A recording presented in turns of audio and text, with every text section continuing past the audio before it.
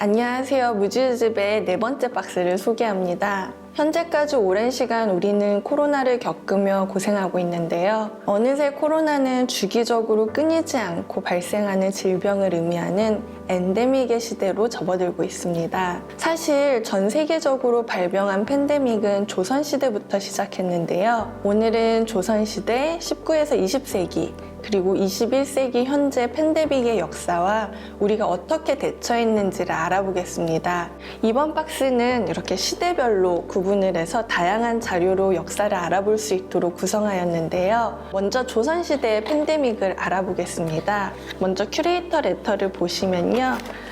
저희 이번 달 주제의 박스에 티켓이 들어있고요. 그리고 여러분들께서 팬데믹의 역사를 좀 더 재미있게 알아볼 수 있는 스티커가 이렇게 박스에 붙여질 수 있도록 준비되어 있고요. 그리고 큐레이터 레터를 통해서 이번 달 주제는 어떤 주제인지를 간략하게 살펴보실 수 있습니다. 그리고 앞으로 소개하게 될 조선시대와 19에서 20세기 그리고 현재의 역사를 이 컨텐츠 레터를 통해서 좀 더 자세히 알아볼 수 있어요. 그럼 조선시대 역사부터 알아보겠습니다.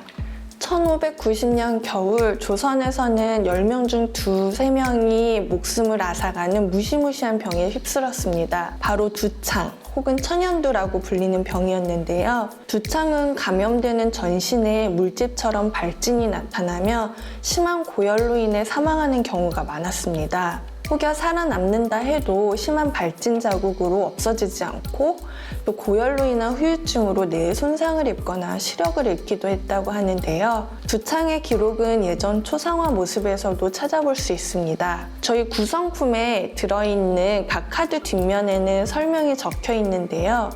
이 중에서 위 카드는 무가시험에 최종 합격한 유진아님의 초상화입니다. 자세히 보시면 얼굴에는 두창을 앓았던 곰보 자국이 뚜렷하답니다.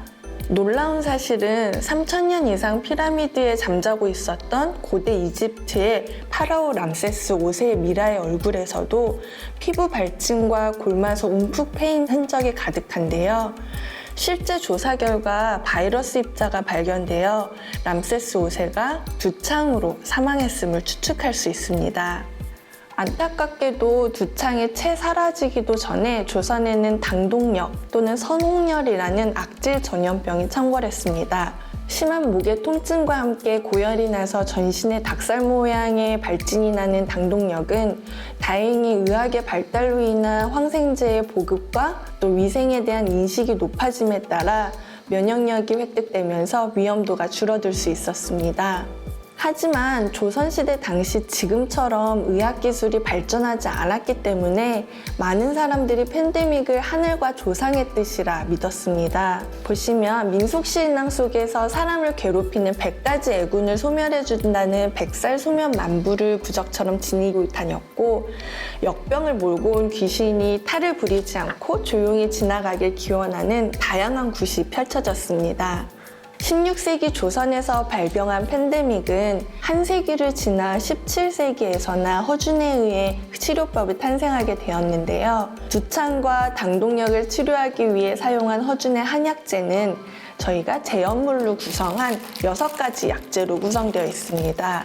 첫째, 점이고는 돼지꼬리 피를 일컫는 것으로 당시 기초 체력이 부족한 환자들에게 필요한 영양분이었다고 합니다. 지금은 순대와 소세지 같은 음식에서 충분히 섭취하기 때문에 현재 우리는 따로 섭취할 필요는 없다고 해요. 두 번째는 조각자인데요. 조각자는 주엽나무 가시를 말린 것으로 진통을 줄여주는 역할을 했습니다. 당시에는 조각자를 곱게 갈아 코에 가루를 넣은 후 재채기를 하게 되면 당동역을 치료했다고 하는데요. 현재 한방의학에서도 약침으로 진통제 역할을 한다고 합니다.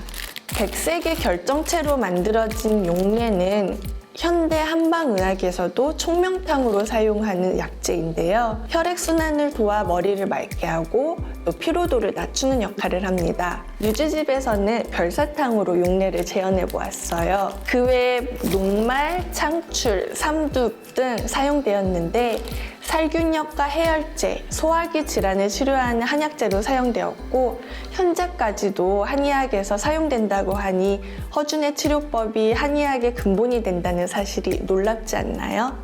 이제 시대를 넘어 19에서 20세기의 팬데믹을 알아볼게요. 17세기 이후 등장한 콜레라는 원래 인도 겐지스강의 풍토병이었는데 19세기 초 무역의 발달로 전 세계적으로 퍼졌습니다. 무려 1970년대까지 1차부터 7차 대유행을 일으키며 많은 사람의 목숨을 앗아갔는데요. 콜레라는 극심한 구토, 설사, 발열로 인한 탈수 증세를 보이는 소화기계 전염병이에요. 심하면 몇 시간 안에 탈수와 영양실조로 사망에 이를 수 있는 무서운 병이었죠. 의학기술이 발전하기 전에 우리나라에서는 쥐의 형상을 한 콜레라 귀신이 몸속으로 들어와 병을 일으킨다고 해서 이렇게 고양이 부적을 그려서 몸에 지니고 다녔다고 해요. 그러다 1849년에 이르러서야 영국의 의사에 의해 콜레라는 오염된 음식과 그리고 물로 인해 전염된다는 것이 밝혀졌고 그제서야 우리나라도 위생을 위해 재래식 화장실을 수세식 화장실로 바꾸고 익힌 음식, 끓인 물 마시기 등에 대한 활발한 방역과 홍보를 진행했습니다. 이때쯤 우리나라에서는 최초의 세탁 비누와 미용 비누의 대중화가 시작되며 일상 속 개인 위생이 생활화되었고요. 저희가 실제 뮤즈집 박스에서 드리는 비누 또한 당시의 최초의 미용 비누입니다. 하지만 아직 방심은 금물. 2000년대에도 아프리카에서 콜레라로 3,000명이 목숨을 잃는 일이 있었으며 최근에는 새로운 종류의 콜레라균이 발견되었다고 하니 늘 개인 위생을 철저히 지키는 것이 중요하겠죠.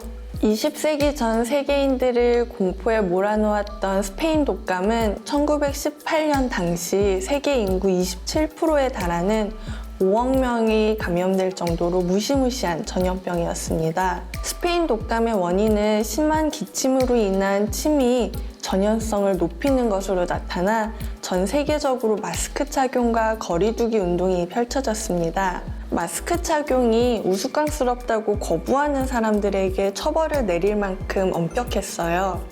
현재 우리 코로나를 겪고 있는 모습과 비슷한 모습이 많죠? 우리나라도 스페인 독감을 피하지는 못했지만 당시 조선총독부가 아무런 조치를 취하지 않아 당시 쌀 부족과 간염병으로 고통을 겪은 선조들의 분노가 3.1운동의 불씨가 되기도 했습니다. 당시 발췌한 기사를 통해 상황을 함께 살펴보아요.